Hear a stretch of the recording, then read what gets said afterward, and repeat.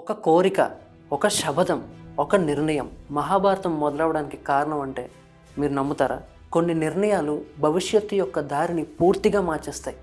అలాంటి నిర్ణయం కోసం ఈరోజు మనం మాట్లాడుకుందాం.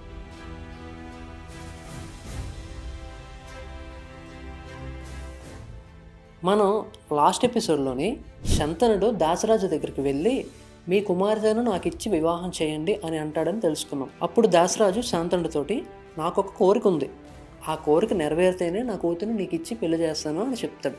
ఇప్పుడు ఆ కోరిక ఏంటో మనం తెలుసుకుందాం. అప్పుడు దాసరాజు శాంతనుడితో ఇలా అంటాడనమాట, నా కూతురికి మరియు మీకు కలిగిన సంతానం మాత్రమే భవిష్యత్తులో మీ రాజ్యానికి రాజుగా చేయాలి. అలా అయితేనే నా కూతుర్ని మీకు ఇచ్చి వివాహం చేస్తాను అని చెప్తాడు. అయితే వెంటనే ఆ మాటకి శాంతనుడు ఎట్టి పరిస్థితుల్లోనూ ఈ కోరిక నెరవేరదు.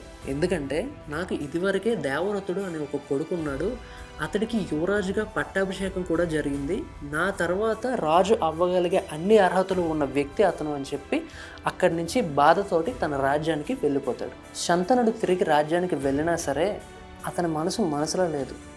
రోజులు గడుస్తూనే ఉన్నాయి. ఒంటరిగా ఏకాంతంగా కాలాన్ని గడుపుతూ ఉన్నాడు.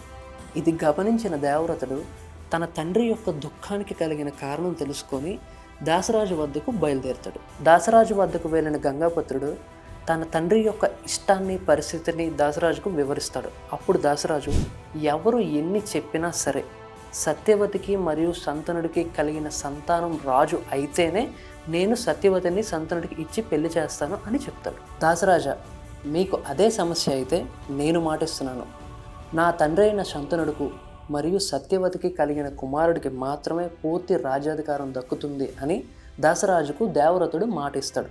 అప్పుడు దాసరాజు దేవవ్రతుడితో ఇలా అంటాడు, నీవు రాజు కావు సరే, కాదనట్లేదు, కానీ రేపు పొద్దున్న నీ కుమారులకి రాజు అవ్వాలి అనే ఆశ కలిగితే అప్పుడేం చేస్తావు అంటాడు.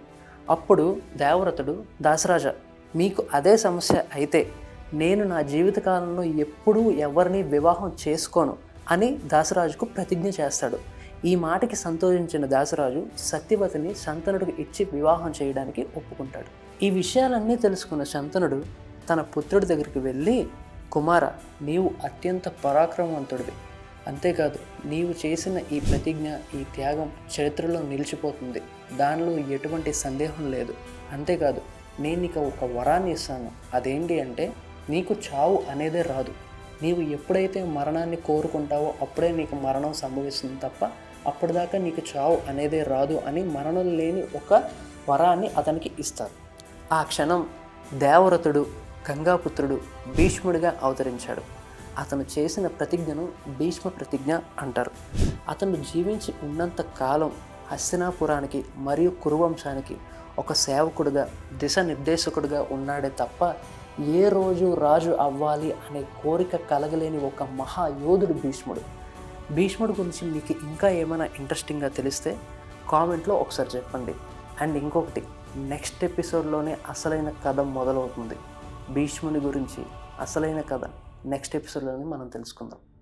Thank you.